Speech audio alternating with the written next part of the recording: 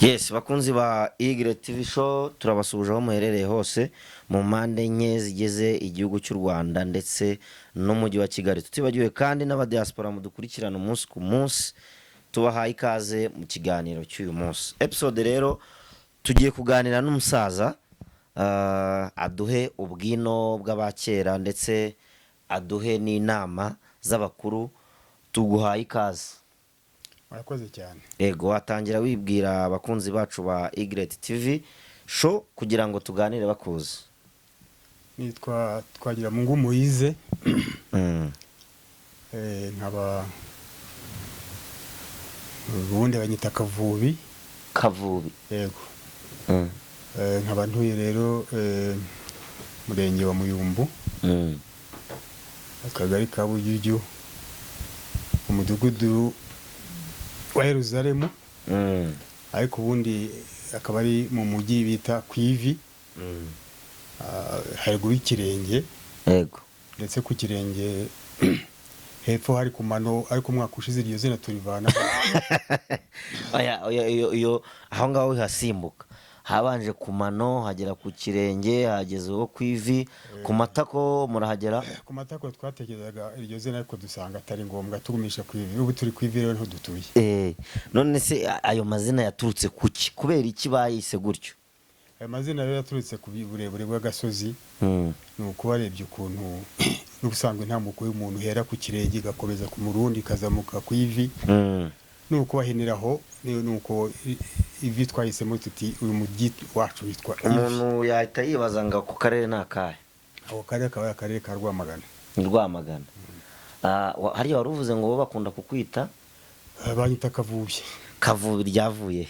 Kavubi ryavuye rero nakundaga umupira cyane kera. Noneho hari ikipe cyane yitwaga Amavubi kandi n'ubu iracyariho. Yego. Nuko nayikundaga nyifana, nuko banyita ati uri Mavubi cyangwa Kavubi, nuko bihitamo kwitwa Kavubi. Ariko nirihimba n'ubundi bwite nitwa Twagiramungu Moses.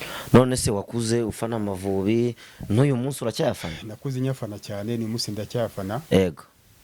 Ndetse ubwo birarenze rwose ntaga Amavubi yakina ngo mbure kuba ndi igihe ejo bundi yagize gutya yifatira ikipe irayihererana. Hari iyo kipe ni iyihe? Iyo kipe nari ndwaye, nagiye ndwaye bituma Kavubi. Noneho ariko iyo kipe baje kumbwira amakuru ko twayimereye nabi, ariko nari ndwaye sinashoboye kujya. Ntago yize. Ubwo ni impamvu ntayibuka. Ntago yize. Ubuse we ntuyize ahubwo bunyamakuru urirwa umbaza byinshi. Oya wowe njyewe nshobora kuba ntafana Amavubi. Ariko wowe urayafana ku rwego banayakwitiriye ukitwa Kavubi. Niyo mpamvu rero wagakwiye kubuzi ikipe yawe Amavubi irajya he, abakinnyi bagiye gukina nabahe, wagakwiye kububaza. Amavubi yo irajya mbere, n'ubu twiteguye rwose ko tugomba gukataza ndetse tukaba twagira kure. Duteganya ndetse ko dushobora no kugera muri kimwe cya kabiri cyangwa byangombwa n'igikombe tukagitwara ku kisi. Usibye ikipe y'Amavubi, indi kipe ufana mu Rwanda ni iyihe? Indi kipe mfana reka gutya ndayigufasha. Indi kipe mfana APR. Yego. Fana APR. APR urayifana ku buryo umuntu yakubaza amakuru yayo ukayavuga. Nyifana bisanzwe, ntabwo njya kubera n'imyaka yanjye ngo njye ku bakinnyi umwe ariko yikinnye biranezeza. Niba ufana APR Rwanda Premier League, APR zahora n'iyo kipe? Aho niba nibuka neza ni Bugesera. Ntabwo byibuka. Ntabwo ngibuka neza. Rero ko uri kumbeshya, ntabwo uri umufana w'amakipe kuko wagakwiye kubuza aya makipe yawe ngazajya wakifaniye Gasogi nkanjye. Gasogi nayo ndayikunda bitewe nubwo nyikunda nyine. Hari amakipe yose burya yacu nyafana nk'amakipe y'igihugu akina u Rwanda, ikipe yose sinze turayikunda. Ariko umuntu akagira yafana cyane, ubwo nahuye ko muri rusange mfana Amavubi, ariko kuvuga ikipe imwe ko ngafana APR. Ariko ntabwo njya nita ku mukinnyi ko abakinnyi burya bahinduka buri munsi. Ibyo rero ntabwo wajya buri munsi uwo washyizeho wahindutse ngo mukurikirane. Ariko muri rusange iyo kipe ndayifana. Okay, birumvikana ko rero wowe nubwo ukunda umupira nyarwanda cyangwa se ukunda football yo mu Rwanda ugafana n'amakipe yaho, ntabwo ujya umenya ngo abakinnyi cyangwa se ikipe ubuzima bwawe bwa buri munsi ngo bimeze bite. Reka twigarukire mu buzima busanzwe. Wenda umuntu yakumva wowe, sinzi niba wakwemera ukatunyuriramo wenda mu myaka yawe mito mwari mubayeho mute kugeza n'ubu ngubu, kugira ngo wenda n'abahari batoya bamenye ngo ibya kera byari bimeze bite, kugira ngo ndagira ngo tuze gukoresha ibice bibiri mu kiganiro cyacu. Hari ibibazo ndi buze kukubaza wenda bihuye n'ubuzima busanzwe cyangwa se n'ubuzima bwa kera, ariko nawe hari ibyo wasangiza abato barimo babyiruka, ngira ngo tubwire uduciremo mu ncamake byari bimeze bite, ubu bimeze bite, ese ni ibihe muhura nabyo by'inzaduka biza muri iki kinyejana turimo bikabacarenjinga nk'abasaza, uduciremo muri make.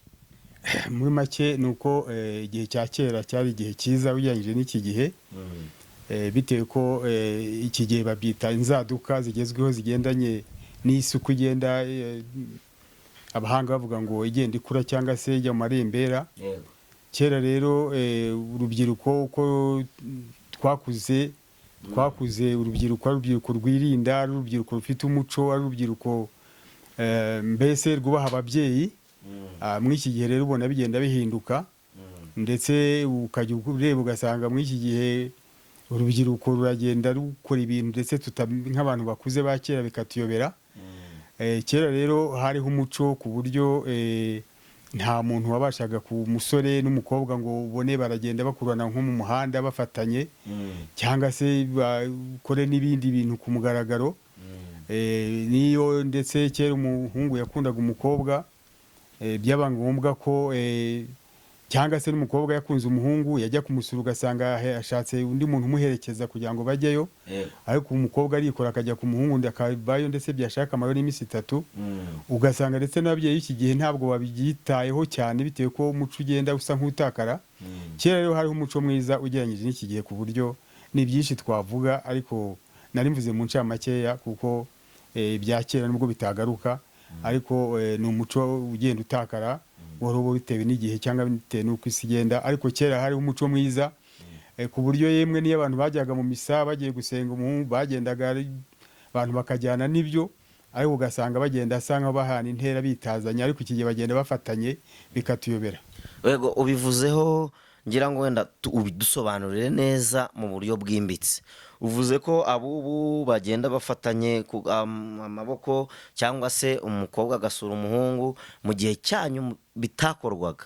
Ndagira ngo wenda utubwire abadukurikiye batabaye mu gihe mwabayemo, mwebwe byagendaga bite? Ese iyo umuhungu yakundaga umukobwa cyangwa se umukobwa akunda umuhungu byagendaga bite? Hari n'ibivugwa ko umuryango w'umuhungu wajyaga kumurambagiriza, bidusobanurireho neza tubimenye. Kera rero umukobwa n'umuhungu gukundana kwabo nibyo barakundanaga, ariko hakabaho nanone uburyo bw'ababyeyi bahura imiryango, babitaga ba nyirasenge se cyangwa na ba nyina wabo, bakaba ari nkaho basa nkaho barambagirizanya abo bana bakamenyana, bityo bakamenya ko umuryango nta nenge ufite. Noneho bikaba byaba ngombwa ko bazemera ko abana babasezerana bitewe ko imiryango yamenyanye. Rero ubwo buryo ki ndako imiryango igenda isa nkaho umuryango ugenda ucika uba mikeya. Sosiyete nyarwanda ugasanga iragenda itakaza indangagaciro, ariko kera nuko byagendaga. Umuhungu n'umukobwa gukundana kwabo baramenyanaga, barangiza bakabwira imiryango ikabanza kujya kugenzurana kugira ngo barebe ko koko iyo miryango ikwiye kuba yashyingirana. Ubu rero uyu munsi itandukaniro ryabyo dusigaye tukabona n'umukobwa n'umuhungu hari n'igihe bamenyaniye ku ikoranabuhanga, ukazumva ahubwo amenyesha ababyeyi ati twe ni inshuti yacu, uwo muntu mutanamuzi mukabyemera mutyo ko ari wowe icyo gihe tugezemo, nta kundi ngayo. Icyo gihe iyo ababyeyi baganiraga bakaba bafata umwana wanjye nkamuhuza n'uwawe, igihe abana bamaraga kumenyana, ese bisangaga babahuje ku munsi wo kubana cyangwa hari ubuzima babagamo bakundana? Oya, ntabwo bahuza ku munsi wo kubana, ahubwo imiryango nyine yaramenyanaga bitewe n'umuhungu n'umukobwa ko umuhungu yabaga yabwiwe batera umukobwa nakunze aha n'aha, noneho ba nyirasenge bagahaguruka bakajya gusura uwo miryango, noneho bagiye bagatangira bakamenyana, bagasanga abantu bahanye inka, abantu bacanye ku nda byabagaho kera n'ibindi nk'ibyo, bamara kuva bamenyanye nta kibazo kiriho, bakazatangira rero uburyo bugendanye na gahunda y'ibyerekeye gusaba, gufata irembo, kumenyana n'ibindi, ubukwe bukazataha mu ubwo buryo. Ariko rwa rugendo rwose rugenda rugira buri muco, buri kantu kose bigenda habaho ikimenyane cyabyo. Ndashaka kumenya noneho wowe usobanuye process y'uburyo ababyeyi bahuzaga bo ubwabo icyo gihe uwo mukobwa akimenyana n'uwo muhungu, ni ubuhe buzima babagamo? Kuko icyo gihe nta telefone yabagaho, wenda sinzi niba mwarandikirana inzandiko mukohereza. Ndashaka kumenya ngewe urukundo rw'iki gihe, urabizi ko amatelefone ariho, bahamagara bakabonana, ubu ngubu nta nubwo bagihurira mu rugo. Abasore benshi usanga baba mu mageto kubera akazi bakora, nta basore bakiba mu rugo, cyangwa se bagavugana bagahura kuri hoteli runaka. Mwebwe nyine byagendaga bite? Uko byagendaga, kiliziya imaze kugera mu Rwanda, abantu bajyaga gusenga, bajya gusenga bakajya mu misa, abantu bakagenda bamenyana mu ubwo buryo, na cyane ko abantu imisozi yaturanaga, abantu bakagenda bamenyana buhoro buhoro, ukazamenya ko umukobwa ari kwa kanaka nawe akakumenya. Noneho hatangiye kuba iterambere, hakabaho uburyo Niko The Ben wabizi neza ko akunda kurira nawe? Narabyumvise, kukimuriza sinzi icyo ari cyo. Nese wo kwarejejwe nuko ngo usanze ari kurira, The Ben ubwajirwa niki? Mu byukuri The Ben ubwo afite ikimuriza, umuntu mwazakimubaza. Tuzabaze The Ben. Wambajije ku ruhare rwanjye bya The Ben, ariko ngira ngo nuko akunda gucuranga ahari atinya amaso y'abantu benshi bamurebye, byamuriza birashoboka. Ariyo mpamvu. Ahubwo ikibazo, uwo mukobwa wari wamusanze mu rugo cyangwa wari wamusanze ahandi hantu? Akada, ahubwo nahuye n'akaga, ariho impamvu ntabyibagiwe, kuko nageze mu rugo mpageze nsanga nyine ntahari, yajyanye n'iwabo mu ubwo buryo bwo gutabara umuvandimwe, musanze usanga ararira, nanjye turarirana nguko. Bageze iyo turi kurarira cyane, ahubwo narize ndabaroboga batese umuntu ko ari umunyarwanda, abanyarwanda dafite umuco wo kuroga gutya n'umukongomani, ariko kuko bari imiryango yamenyanye nyine babonye ko agahina mfatanyije na ubwo bagize ngo hari akazi wahawe ngo uze kurira. Oya, ahubwo babonye ko mukunda cyane, kubera ntiwigeze wumva Yezu ageze ahantu Lazaro yapfuye akarira. Yezu cyangwa se Yesu? Oya, nde waruvuze? Ntiwigeze wumva na Yesu umwana w'Imana ageze ahantu Lazaro yapfuye nawe akarira, n'ibintu bimuboro ku gacika? Ubwo ninde wapfuye? Lazaro. Ninde?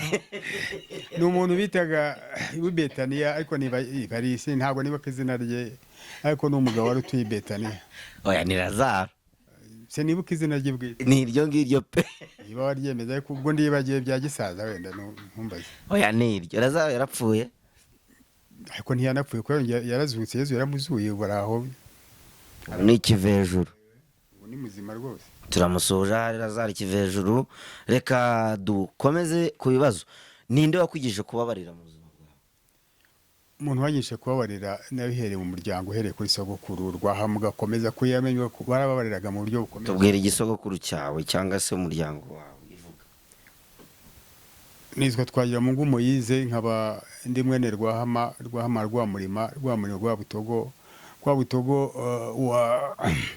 kugenda ukagera kwa Ndori, nkaba turabasinga babo. Se wabivuze? Nzabivuga ubutaha dufite akanya karekare, kuko byafata umwanya munini. Okay, reka ibyo bintu tubireke. Duhuye, uri umusaza usheshe kanguhe. Yego, nagira ngo nkubaze, ni igiki cyangwa niye system wawe warakoresheje kugira ngo ube umeze gutyo mu myaka yawe, umeze neza, ubona utoshye, usa neza? Ni iki wakoresheje?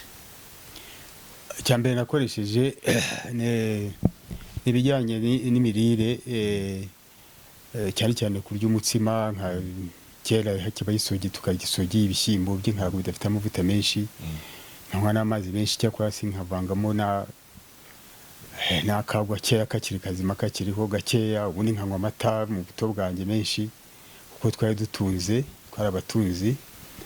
Ubwo buryo ni ubwo. Ubundi hamaze kuza iterambere narwara nkajya kwa muganga nkivuza, ubwo buryo nibwo bwatumye mbasha kugera mu iki gihe, ariko kandi nkagira n'ukuntu nagiye nkora, noneho no gukora nkabonamo agafaranga, nkabasha kubona icyo nshaka. Ibyo byatumye rero birinda ubuzima bingeza muri aya magingo.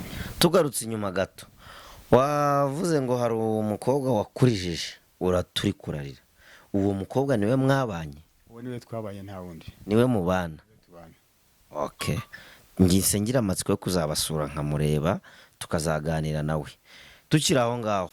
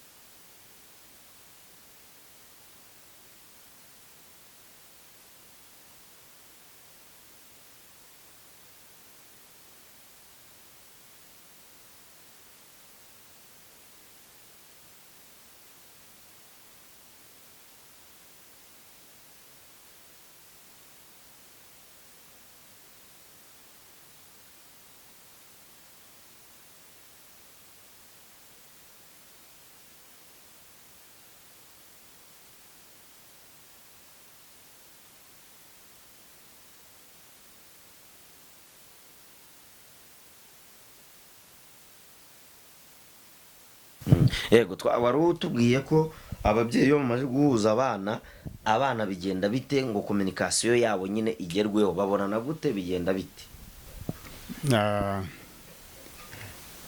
Kera abantu bakundanaga bitewe n'ibintu byinshi cyane. Hari igihe abantu baga bararagiranye inyana, cyangwa se ndashaka kumenya abana nyine, ababyeyi bo babinsobanuriye, abana bo nyine kominikasiyo yabo barandikiranaga, byagendaga bite? kera rero icyo gihe baragiye bamenyana mu buto, bagakura bakajyana mu misa n'ibindi, habagaho kwandikirana.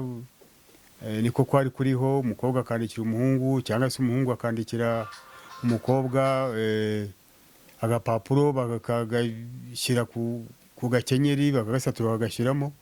Ubwo rero kuko umwe atabashaga kugira ngo agashyire, undi yaratumaga akakamushyira. Hanyuma abantu bakure, hamaze kuza buhoro buhoro igihe cy'ikoranabuhanga, hakabaho telegaramu, abantu bakandika bakazabinyuza mu makiliziya, urupapuro rukazagenda rukazagera ku mukunzi umwe, bityo bakagenda basuzanya mu ubwo buryo. Nuko ukuntu abo bamenyanaga.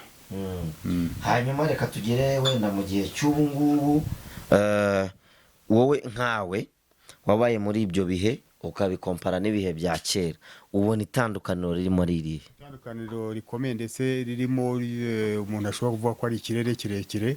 Nuko kera abantu bakundanaga bashingiye ku rukundo, ariko muri iki gihe akenshi nka 3/4 bari ugasanga abantu bakundana bishingiye ku butunzi. Muri make navuga ko iryo tandukaniro. Ubu ngubu bashingira ku butunzi? Yego. Okay, hanyuma reka twigire rero mu buzima busanzwe bwa buri munsi, sibyo? Ni iki umuntu yagukorera ku buryo wajya uhora umwibuka igihe cyane cyose? Ngewe ikintu cya mbere yankora kugira ngo njye mwibuka, umpaye inama y'ikintu cyane cyane, ukampa inama y'ikintu cyamfasha kubaka ubuzima, icyo kintu nakimushimira kurenza ibindi byose. Inama yihe? Urugero, umuhanga umwe yaravuze ati aho kugira ngo umuntu aguhe nk'amafaranga yaguha inama, kuko ushobora kugira miliyoni ugasanga inagupfiriye ubusa, ariko undi wagira 100,000 umuntu aguhaye inama y'ikintu wayikoresha ahubwo ikakugeza kuri miliyoni nyinshi. Inama nk'iyo rero njye nayishima kurenza n'ibindi bindi. Iyo nama niyo washima? Yego. Okay. Ne kiye cyakubabaje, wenda uri umusaza usheshe kanguhe, ni kiye kintu cyakubabaje mu rukundo rwawe wagize, wenda tutarabibuze kujyamo cyane, ariko cyakubabaje n'uyu munsi wibuka? Ikintu cyambabaje mu rukundo rwanjye nagize ni igihe kimwe nagiye gusura umukunzi wanjye noneho nsanga yagize ikibazo, yo kugira ngo tugane ko byabisanzwe, nsanga ararira. Nuko rero icyo gihe nanjye twafatanyije kurira, kuko umukunzi wabonye ahuye n'ingorane. Icyo kintu kirambabaje mu buryo bukomeye kugeza na magingo, kuko nasanze ngiye mugendere ngira ngo tumbukure iby'urukundo rwacu, ahubwo nsanga yahuye n'ikibazo. Hari umuvandimwe yari yabuze arira, nuko arize nanjye byatuma ndira. Icyo kintu cyambaye sinzanakibagirwa. Mwese mwararize twese. Wari wajyanywe n'iki subwo? Cyari cyanjye nari ngiye kugira ngo tugane ibisanzwe, ahubwo nsanga yagize ibyago, nifatanya nawe mwaho gahinda. Ibyo rero ndinze saza ntarabyo. Hari mu mwaka? Ni mu mwaka wa kera, uhereye imyaka mfite 68 ukavana hine, kuko narwaye imyaka inivaho, ariko ngiye kwa muganga imyaka 2 yiyongeraho, ubwo 36. Ubwo rero ugereranyije hari wasanga ni nko mu myaka mbere y'imyaka nka 40-45. Ndaza kugufatisha rero, wavuze ko abakundanaga icyo gihe bandikiranaga impapuro, noneho wari wamusuye muri ghetto cyangwa si wabo, ahubwo se ubone ufite ibyari bikujyanye, wagera ugasanga umuntu yibereye mu marira, ukabazwa n'ibyari bikujyanye. Cyabiteye iyo umuntu nanone burya umuco w'iki gihe n'impamvu ugenda utakara. Iyo habaga ikibazo abantu bashobora kugera amaguru, ukava nkaho ukagenda ukawagirana n'urugendo rw'umuva mu prefecture cyane ko zitwaga ujya mu yindi, cyangwa mu karere, cyangwa ni ujya mu kandi. Ariko kuko icyo gihe namenye ko yagize icyo gihe, kuko tutari duturanye kure cyane, hirya no hino habashaka kugenda urugendo rw'amasaha yenda nk'8. Nagiyeyo nyine ngiye kugira ngo mubaze, kuko twaramaze kumenyana byo kubaka urukundo rwacu aho bigeze. Nsanga nyine yagize ako kabazo, nuko arize nanjye turarira nacyo nawe ubaye The Ben. nuko mbese nuko byagenze. The Ben urabizi ko akunda kurira.